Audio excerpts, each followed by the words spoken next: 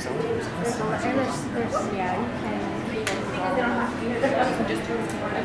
you can. It's changed. Well, why did you pick Las Vegas for auditions? I always come to Las Vegas for So You Think You Can Dance. We haven't once, and it was such a letdown. I love because Las Vegas on this side of America is really the city of dance for me. It's where the action is, where the auditions are mainly for dancers, and otherwise we'd stay in New York or something, because that's Broadway's got the dancing there. So that's why. And what's been the quality of the dancers here in Vegas? Well, we're doing something different this year. We're doing a sort of top 10 of street kids and a top 10 of stage kids. So the street kids are fabulous at what they do. And they jump on their hair, they do these crazy things, you go, wow! But what they're not good at is picking up choreography. So that therefore when we put them yesterday with Jamal Sims, who's choreographed all of the step-up movies, 5 big movies, and they couldn't pick up what he was doing. Because they freestyle, they make their own moves up, and you go, fantastic. Now do this, and it's, not great. So there's a different part of the brain, Robin. You literally get into watching what a hand is and a foot and that, and your brain as a dancer reacts to the choreographer. They don't work with choreographers, so it's really difficult for them. We lost a lot of great dancers yesterday. Just for that? Just because they couldn't pick up the work. And now what about the stage dancers? The stage dancers, like now they've got Josh Bagas, who's Emmy Award winning from Smash, the television series. He's got Gigi and On the Town on Broadway. So we're bringing in the top choreographers to work with them. These kids now, if they say they're a stage dancer, they've got to be able to do Broadway today. And we'll go and judge them in a minute. I don't know yet. My fingers are crossed. Okay. The show is now in what season? We've been going, come July the 20th, we've been going 10 years, and this is season 12. And this starts airing in June the 1st. And that's when we find out who you've picked from Vegas? No, we've got the cities to do first. So we've done New York, Detroit, Dallas, Los Angeles, and Memphis. And out of them, we brought all of those people here to Vegas, and we brought 240 kids to Vegas. Quite a lot of which will have never have left their home city. So the first place they come to in America outside of their home, Las Vegas. They must be blown away. They must be blown away. Hopefully they're getting lots of sleep and not out all night gambling and doing the clubs and alcohol. And then in June you pick these people. We pick them in the cities. It'll be a cast of how many? Top 10 street, top 10 stage, thrown together. And that's the show. Goodness knows what's going to happen when all hell's going to break loose. It's going to be exciting. Yeah.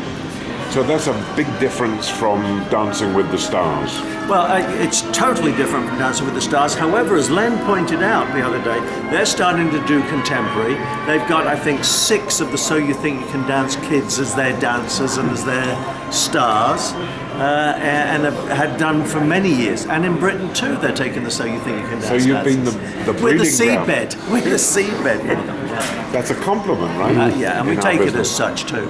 And of all things, this is not American Idol. They're not getting a multi-million-dollar contract at the end of it.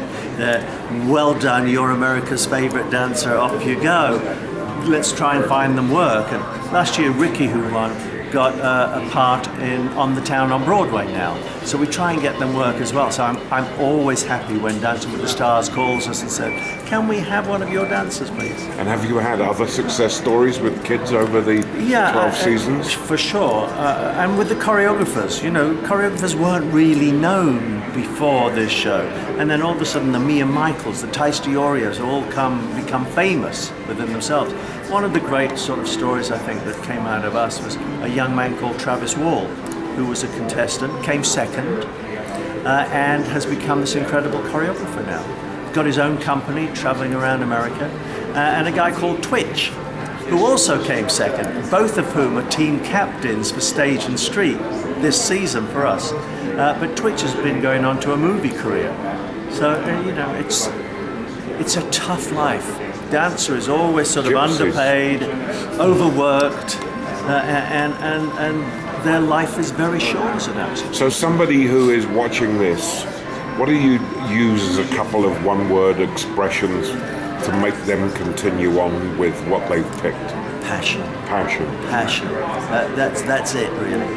And then to also for themselves to know it isn't just about doing dance steps. Lots of people can do dance steps. It's about that little light inside you that comes out. A lot of people call it charisma, other people call it the X factor. I call it magnetism. They draw me towards them with their performance. You need that. So they have to learn to work through bleeding feet, aching muscles. Absolutely, and know that the body end of their bruises. career is around 29 years of age nowadays. That's how short it is, and then they transition into physiotherapy, photography, dance teachers, but you have to be so passionate. If you want to be a dancer, it's a short life, and you injure your body for sure. It's amazing. Interesting. Thank you, good sir. Thank you. Always good to see you. Thank you very much indeed. So, what advice do you give a dancer, maybe even when they're in the early throes of thinking they can dance? I tell them that they have to think about breaking the rules a little bit as far as the fact that you make yourself stand out. And you've got to ignore your head because that will screw you up thinking, oh my God, I can't learn it, I can't, because that's just, it's useless energy. And I tell them to follow their heart. The most important thing is, it's a hard thing to practice, but the more you don't have an attachment to what the outcome is, it actually allows you to be a wonderful student and enjoy the process of it and the journey. So it's freedom. Yeah, it's freedom. And just be free. And the spirit and psyche of dancers are really, truly unlike any other, artist, because it's not like they do it for the money. Let's just be honest. There's no money. And it's not that, they don't understand that the lifespan of a working dancer is just like a professional athlete. Right. It can be very limiting. And the same injuries. Exactly the same injuries. So, and the fact that they kill their bodies just like football players do. That's why it's not just a hobby. It's not just, oh, I do this also. They do it because they have to.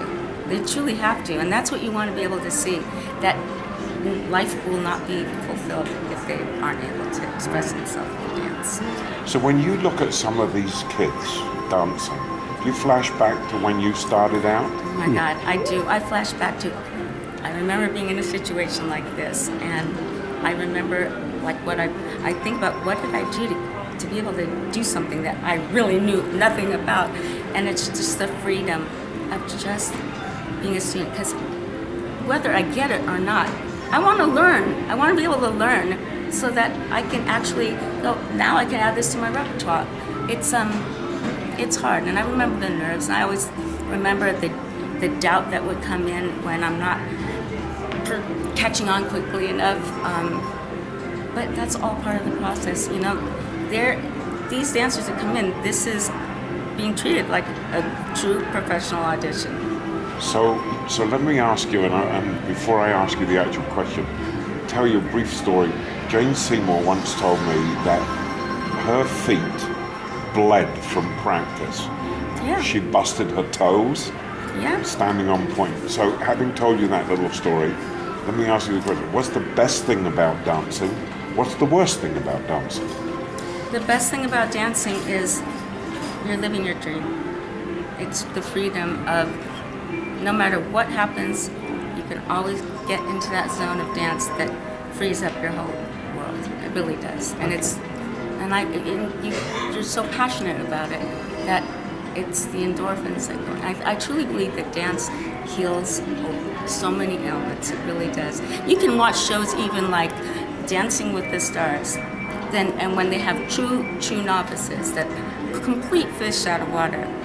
But you see the transformation, what happens, it gets into your blood and you become addicted, even if you thought you'd never dance in your life. What's beautiful about So You Think You Can Dance is that you're actually seeing these kids go on to have true professional careers. And they're becoming Emmy-winning choreographers. They're living their dream as being hired by Beyonce or Taylor Swift. It's wonderful. That's the beauty of dancing. And that's the best part. And the worst The part? worst part is the injuries that sustain, because when you have an injury, you will never be dancing to your fullest. So you're not able to show your full true potential. So your body is everything, and you have to protect it so much. But the level of dance right now is so high that they're thrashing their bodies, and girls are like banging on their knees and bruising all over. It's hard. It's hard to stay at the top of your game without getting an injury, to avoid injuries. And what happened to you? Anything? Where do I begin? During the night before, I was shooting a music video, and the whole theme of it was, it's only me in it. So doing all different things. And the night before, during rehearsal, I broke my ankle.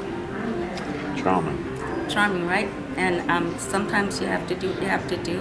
And I had to get shot with, Cortisone? local anesthesia to not feel the pain, so I could go on and assist.